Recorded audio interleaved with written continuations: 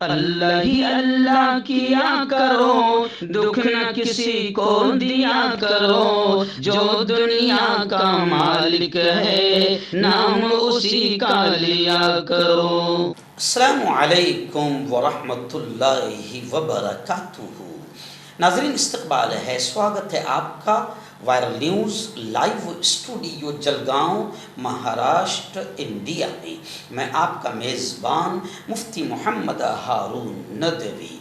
आइए प्यारे मुल्क भारत की बहुत ही ख़ास बड़ी 10 अहम ख़बरों पर नज़र डालते हैं। लेकिन सबसे पहले मैं अपील करूँगा कि जो साथी नए हैं और अभी तक इस बेबाक सच्चे चैनल से जुड़े नहीं हैं, अगर आप चाहते हो कि आपको मुल्क भारत की और पूरी दुनिया की सही और सच्ची खबरें देखने और सुनने को मिले, तो फिर आप इस चैनल से जुड़ जाइए। सब्सक्राइब कर लीजिए हमारे इस चैनल को, बेल आइकॉन घंटी के बटन को दबा दीजिए ताकि हमारी हर वीडियो, हर खबर आपको आपके मोबाइल पर मिल सके। और हाँ नाज़रीन, हम हर रोज़ एक अपील करते हैं कि प्लीज़, ये एक प्राइवेट चैनल है और चैनल चलाने के लिए पूरी एक टीम काम करती है, बड़ा रुपया पैसा खर्च होता है। अगर आप चाहते हो कि ऐसे चैनल जो जुल्म और जालिमों के ख़िलाफ़ बेबाक अंदाज में बोल रहे हैं, अगर आप चाहते हो कि ऐसे चैनल मजबूत हों, तो प्लीज़ आप चैनल की फाइनेंशियल हेल्प, माली ताउन, माली मदद ज़रूर कीजिए। स्क्रीन पर आप नज़र डालें, हमारे चैनल का बैंक अकाउंट नंबर भी दिया गया है। और अगर आप ऑनलाइन पैसा भेजकर मदद करना चाहते हैं तो गूगल पे, फ़ोन पे और पेटीएम तीनों का एक ही नंबर है, 9923223361।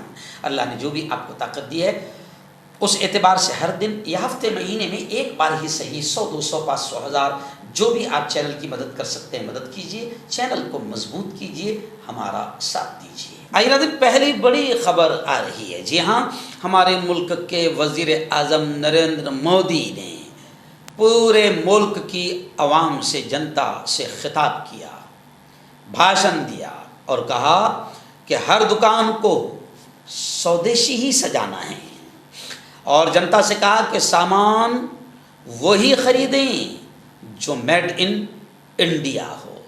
जी हाँ, यानी मार्केट से आप सबको निकाल दो ना, चाइना को निकाल दो, पूरी जितनी भी कंपनियां हैं उनको आप निकाल दो मार्केट से और पूरा के पूरा मार्केट मेड इन इंडिया बना दो।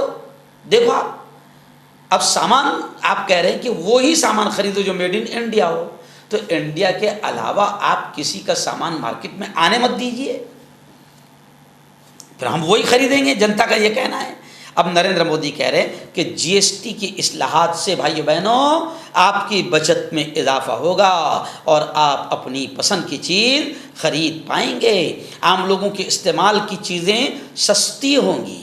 तब नरेंद्र मोदी के इस बयान पर आम आदमी पार्टी के लीडर संजय सिंह ने कहा कि एक काम करो मोदी जी, जीएसटी के नाम पर जो पैसा आपने जनता से लूटा है ना, वो जनता को वापस लौटा दो। और कांग्रेस ने भी कहा है कि मोदी जी, आपने जीएसटी इस्लाहात का क्रेडिट खुद लेने की कोशिश की, जबकि आपको जीएसटी इस्लाहात की पूरी जो कुछ भी फिल्म है और जो कुछ भी स्ट्रक्चर है वो कांग्रेस ने दिया। और कांग्रेस ने आपके इस नापाक जीएसटी के खिलाफ ज़ोरदार आंदोलन किया। तब भी आपको कांग्रेस ने समझाया था कि मोदी जी, मार्केट ख़त्म हो जाएगा, जनता भूखी मरेगी, तब आपके समझ में नहीं आया। आपने 5-7 साल खूब लूटा और अब आप जीएसटी में सुधार की बात कर रहे हैं। अरे ये जीएसटी सुधार की सलाह आपको पहले ही दिन कांग्रेस ने दी थी। संजय सिंह कहते हैं कि अगर आपको जीएसटी से आप लोगों को बचाना चाहते हैं तो अब तक आपने जो लूटा है जीएसटी के नाम पर, वो पैसा आप जनता को लौटा दो और बेवकूफ़ बनाना बंद करो। नाज़रीन, दूसरी बड़ी खबर आ रही है। जी हाँ, आप जानते हैं कि अमेरिकी सदर ट्रंप ने फिर पूरे हिंदुस्तानियों के सीने पर खंजर घोंप दिया। नरेंद्र जी मोदी, और प्रचार करो जाकर, भाइयों बहन, आप अब की बार ट्रंप सरकार करो और प्रचार, खूब लुटाओ। ट्रंप के को यहाँ पर लाने में करोड़ों अरबों रुपये तुम मुल्क का लुटा दो, पानी की तरह बहा दो। नतीजा क्या मिल रहा है कि ट्रंप वार पर वार किए जा रहा है। और अब जो वार किया है ना, बहुत खतरनाक वार ट्रंप ने किया। पहले तो ट्रंप ने 50% टैरिफ, और अब जो वार किया है, अब अमेरिका में रहने वाले हिंदुस्तानियों का अमेरिका में रहना ही मुश्किल कर दिया है। जी हाँ, HB1 वीज़ा जिस तरीके से 88% बढ़ गया है, ऐसा समझ लीजिए आप कि जो चंद हज़ार में था वो अब 88 लाख। अब अमेरिका में हिंदुस्तानियों का रहना मुश्किल हो जाएगा। जो लोग यहाँ से वहाँ गए थे ना कमाने के लिए या पढ़ने के लिए, सबका का जीना मुश्किल हो जाएगा वहाँ पर और भाग कर आना पड़ेगा। तो उसमें भी अंधभक्त और कुछ रखेल चैनल तारीफ कर रहे हैं कि इससे तो मुल्क का फ़ायदा होगा ना, वो सब मुल्क में आएंगे ना, सब यहाँ आएंगे। अरे पहले ही यहाँ इतनी भूखमरी है, पहले ही यहाँ बेरोजगारी है, इसी की वजह से तो वो वहाँ भागे थे, और अब वो भी यहाँ आएंगे तो कितना सत्यानाश होगा। तो ट्रम्प की दोस्ती, मोदी जी ने जो ट्रम्प से दोस्ती निभाया वो हमारे सब के लिए बहुत नुकसानदेह साबित हुई। आइए तीसरी बड़ी खबर आ रही है। जी हाँ, मराठा बिरादरी को आप जानते हैं कि बहुत बड़ा धोखा दिया है बीजेपी सरकार ने, बहुत बड़ा धोखा, गद्दारी कहे तो शायद गलत ना होगा। और मराठा समाज को और ओबीसी को लड़ाने की नापाक अंग्रेज़ों वाली कोशिश की है बीजेपी ने। लेकिन अब खबर आ रही है कि कांग्रेस के सीनियर लीडर विजय वडेट्टीवार ने ये इल्ज़ाम लगाया है कि रियासती हुकूमत के ही कुछ मंत्री जाली सर्टिफिकेट, डुप्लीकेट सर्टिफिकेट तकसीम कर रहे हैं, और ये बीजेपी के ही मंत्री अफसरान पर, सरकारी अधिकारियों पर हर माह 1000 कुनबी सर्टिफिकेट बनवाने का दबाव डाल रहे हैं। नागपुर में एक प्रेस कॉन्फ्रेंस से बोलते हुए उन्होंने हैदराबाद गज़ट को तस्लीम करने के फैसले को ओबीसी समाज के हक पर डाका करार दिया। आप जानते हैं कि ओबीसी समाज के हक पर डाका डालकर मराठा बिरादरियों को सर्टिफिकेट देने का नापाक काम जो है वो सरकार कर रही है। इसी को लेकर, इसी के खिलाफ, खुद अपनी ही सरकार के खिलाफ बीजेपी के ही मंडल के एक मंत्री छगन भुजबल भी सरकार के खिलाफ मैदान में उतरे हैं, और उनका कहना है कि ओबीसी के हक पर डाका डालकर मराठा समाज को रिजर्वेशन देना, हम इसके खिलाफ हैं। नाजरीन, बड़ी खबर आ रही है। जी हाँ, आप जानते हैं कि नरेंद्र मोदी और बीजेपी ने 8 साल के बाद जीएसटी की शरह घटाई है और कह रहे भाई बहनों आपका बड़ा फायदा होगा। तो इससे पहले वाली खबर में मैंने कहा ना कि संजय सिंह ने क्या कहा, लौटा दो जितना लूटा है जनता का। अगर इतनी फिक्र जनता की हो रही है तो लौटा दो। और कांग्रेस ने कहा है, अभी बड़ी खबर आ रही है, कांग्रेस के प्रदेश अध्यक्ष दबंग और कद्दावर नेता हर्षवर्धन जी सपकाळ ने कहा है कि जीएसटी की शरह घटाने का क्रेडिट लेने वाले वजीर आजम को 8 बरस बढ़ी हुई शरह से की गई लूट की जिम्मेदारी भी लेनी चाहिए। यानी वो जीएसटी की शरह को कम करने का क्रेडिट तो वजीर आजम नरेंद्र मोदी ले रहे हैं। तो अब सपकाळ साहब कह रहे हैं कि जो आपने 8 साल तक लूट मार की है जीएसटी के नाम से, तो ये भी जिम्मेदारी ले लो कि हाँ भाइयों बहनों मैंने ही तुमको बेवकूफ़ बनाया, भाइयों बहनों मैंने ही तुम्हारे कारोबार का सत्यानाश किया, भाइयों बहनों मैंने ही तुमको लूटा। तो 8 बरस तक की जो लूट मार की है वज़ीर आज़म नरेंद्र मोदी को, उसकी भी जिम्मेदारी लेनी चाहिए। इस तरह का बयान प्रदेश अध्यक्ष कांग्रेस कमेटी महाराष्ट्र हर्षवर्धन जी सपकाळ का आया है। उन्होंने कहा है कि गुज़िश्ता 8 सालों में जीएसटी की वसूली दोगुनी होकर 22 लाख करोड़ तक पहुंच गई है, और इसका सबसे खतरनाक भारी बोझ छोटे छोटे सारिफीन, छोटे छोटे ताजिरों पर पड़ा है। वज़ीर आज़म मोदी को शरह में कमी का क्रेडिट लेने के साथ साथ 8 बरस में बड़ी हुई शरह से जो लूट मार किया है उसका भी क्रेडिट खुद लेना चाहिए। नाज़रीन, बड़ी खबर आ रही है। जी हाँ, अजीत दादा पवार, राष्ट्रवादी कांग्रेस दूसरा गुट, अजीत दादा पवार, उन्होंने बड़ा बयान दिया है। उन्होंने कहा है कि बीएमसी इलेक्शन में, मुंबई म्युनिसिपल कॉरपोरेशन के इलेक्शन में अजीत दादा पवार ने कहा है कि हम अकेले मैदान में उतरेंगे। हमने असेंबली और पार्लिमानी इलेक्शन इंतखाब महायुति के साथ मिलकर लड़ा था, लेकिन आइंदा म्युनिसिपल कॉरपोरेशन के लिए हम हालात और मुतालबात के पेश नज़र फैसला लेंगे और हम अकेले मैदान में उतरेंगे। जाहिर बात है कि अगर ये बयान कोई पॉलिटिकल बयान नहीं है, ओरिजिनल बयान है अगर अजीत दादा पवार का, तो फिर महायुति में फूट पड़ने के बड़े आसार नज़र आ रहे हैं। पुणे में दिए गए अजीत दादा पवार के इस बयान से अब सियासी पारा बहुत हाई हो गया है और ज़बरदस्त अंदाज में सियासी गलियारों में बहस चल रही है, क्योंकि दूसरी तरफ महायुति की जो पार्टियां हैं साथ में, बीजेपी और एकनाथ शिंदे की क़यादत वाली शिवसेना, उनके लीडरान तो पहले से ये कहते आ रहे कि हम सब एक साथ मिलकर बीएमसी का इलेक्शन लड़ेंगे। और गुज़िश्ता माह महाराष्ट्र के बीजेपी लीडर संजय उपाध्याय ने दावा किया था कि बीएमसी में मेयर महायुति का ही होगा। लेकिन अगर अजीत दादा ऐसा कहते हैं, इसका मतलब कुछ तो भी दाल में काला है और कुछ तो भी बड़ा होने वाला है। आया दिन रिजर्वेशन को लेकर सुप्रिया ताई का बड़ा बयान आया है।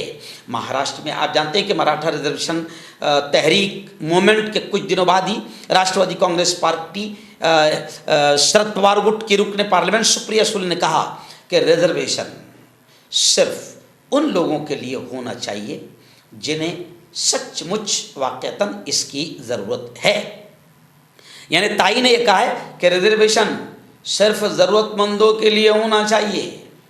उन्होंने कहा कि कोई शख्स अगर पढ़ा लिखा है, तालीम याफ्ता है और उसकी फाइनेंशियल पोजीशन, माशी हालत अच्छी है, तो फिर उसके लिए रिजर्वेशन का मुतालबा करना गलत है। ऐसा बयान सुप्रिया ताई सोले ने दिया है। आइए दिन बड़ी खबर आ रही है, जहाँ भारतीय जनता पार्टी के विधायक एमएलए बीजेपी के गोपी चंद पडलकर, इन्होंने एक घटिया बयान दिया, तौहीन आमेज आपत्तिजनक बयान दिया। उसके खिलाफ गुज़िश्ता कल मुंबई में एनसीपी शरद पवार गुट ने ज़बरदस्त अंदाज में आंदोलन किया, एहतजाजी मुजाहरा किया।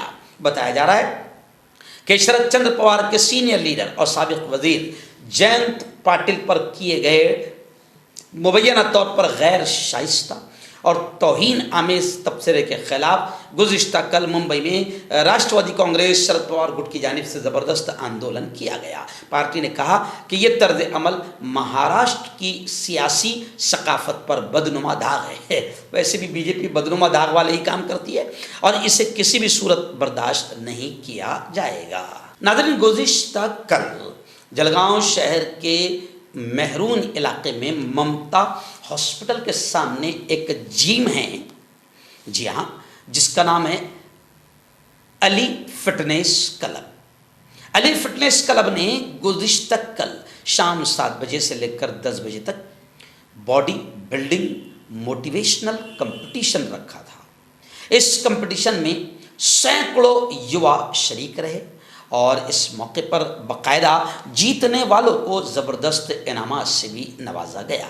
इस मौके पर अशफाक नाम का जो जवान है, इसने जो इस प्रोग्राम में बड़ा एक्टिव रहता है, इससे इनकी पूरी ग्रुप ने जो है मुझे बुलाया था मेहमान खुसूसी के तौर पर। मैं वहाँ पर गया, अच्छा लगा। मैंने उस मौके पर जवानों को जवानी की अहमियत, ज़िंदगी की अहमियत, ये तमाम चीज़ें बयान करते हुए मैंने उनको बताया कि बेटा हर किस्म के नशा से दूर रहो।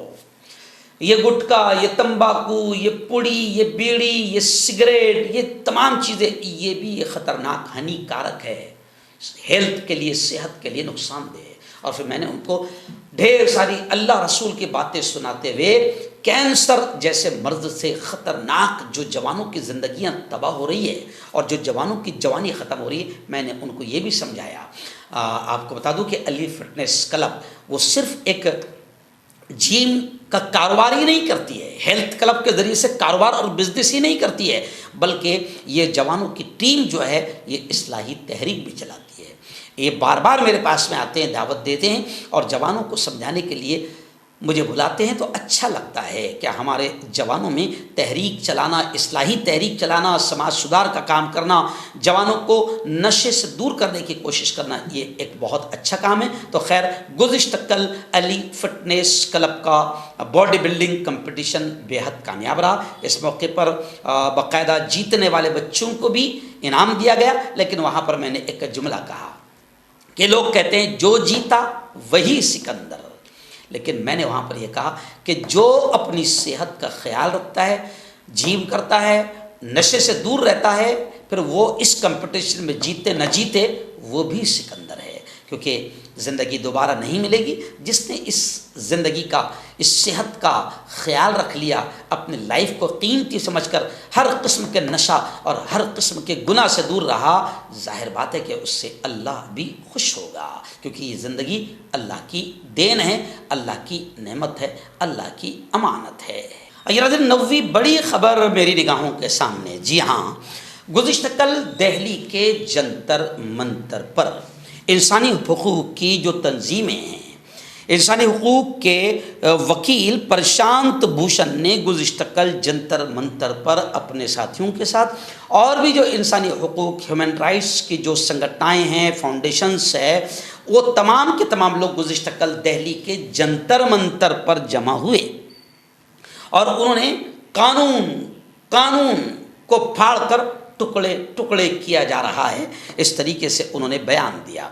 उन्होंने जंतर मंतर पर इंसानी हुकूक़ के कारकुनान ने जेल में बंद उमर खालिद और उनके जैसे गुलफेशा फातिमा है और जितने और भी जब स्टूडेंट्स हैं जिनको 5 साल हो गए, कोई सुनवाई नहीं, कोई ज़मानत नहीं, तो इन तमाम चीज़ों को लेकर बाकायदा इंसानी हुकूक़ के इन तमाम कारकुनान ने ज़ोरदार अंदाज में उनके साथ इजहार यकजहती फरमाया, उनके साथ खड़े रहने का दावा किया, वादा किया और उनके लिए एहतजाज किया, आंदोलन किया। उन्होंने इस मौके पर बताया कि मुल्क में कानून की धज्जियाँ उड़ाई जा रही है और अफसोस ये है कि कानूनी इदारे ही कानून की धज्जियाँ उड़ा रहे हैं। खैर, गुज़िश्ता कल का दिल्ली जंतर मंतर का ये धरना बेइंतहा कामयाब रहा।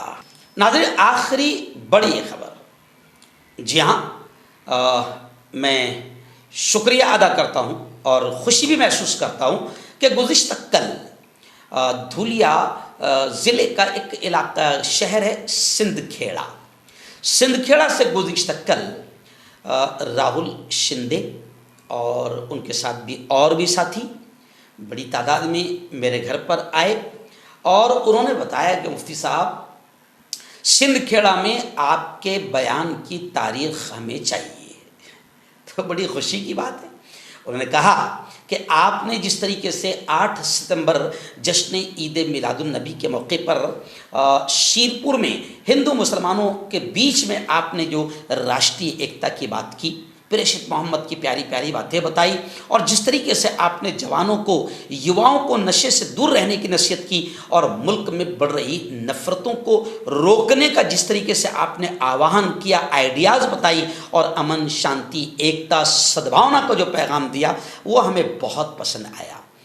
और अब हम चाहते हैं कि हमारे शहर सिंदखेड़ा में भी हम एक प्रोग्राम ले रहे हैं, आपकी तारीख़ लेने आए हैं, आप वहाँ आइए और वहाँ पर भी बाकायदा हिंदू मुस्लिम सब एक स्टेज पर और एक मजमे में आपको नज़र आएंगे। आप बताइए कि किस तरीके से इस प्यारे देश को उन्नति की तरफ, विकास की तरफ ले जाया जा सकता है, किस तरीके से देश में कुछ शैतान हैं जो नफ़रतों के बीज बो रहे हैं, कैसे नफ़रतों के बीज को ख़त्म करके एकता, अमन, शांति का माहौल बनाया जा सकता है। आप आइए और जवानों को नशे के बारे में बताइए कि किस तरीके से गुटखा है, पुड़ी है, ड्रग्स है और न जाने कितने नशे की चीज़ें हैं जिससे युवाओं की ज़िंदगियां तबाह हो रही है, ख़ानदान के ख़ानदान तबाह हो रहे हैं। तो मैंने इन तमाम साथियों को 3 अक्टूबर 2025, 3 अक्टूबर बरोज़ जुमा का दिन दिया है। सिंदखेड़ा जाऊँगा, लेकिन मुझे खुशी है कि आज जो काम मैं 15-20 सालों से मैदान में उतरकर देश में राष्ट्रीय एकात्मता का, सद्भावना का और अमन व अमान और शांति बनाने का कर रहा हूँ, और जिस तरीके से मैं समाज सुधार का काम कर रहा हूँ, युवाओं को नशे से मुक्त और नशे से दूर करने का काम कर रहा हूँ, मुझे खुशी है कि आज मेरे हिंदू भाई, नॉन मुस्लिम भाई, बरादरान वतन भी मेरी इन बातों को समझ रहे हैं, और मुझे हिंदू भाई भी बाकायदा बयान की तारीख ले रहे हैं। तो ये मुझे बड़ा अच्छा लगा। मैं राहुल भाई का और उनकी पूरी टीम का दिल की गहराइयों से शुक्रिया अदा करता हूँ। मर्दाना ताकत हासिल करें 72 घंटों के अंदर, वो भी जड़ी बूटियों द्वारा। हकीम याकूब खान से कांटेक्ट करें, जो कि 75 सालों से हिकमत कर रहे हैं। इसके अलावा जोड़ों में दर्द, गुर्दों में पथरी, शुगर, खुजली, ल्यूकेरिया का गारंटी से इलाज किया जाता है। अभी कांटेक्ट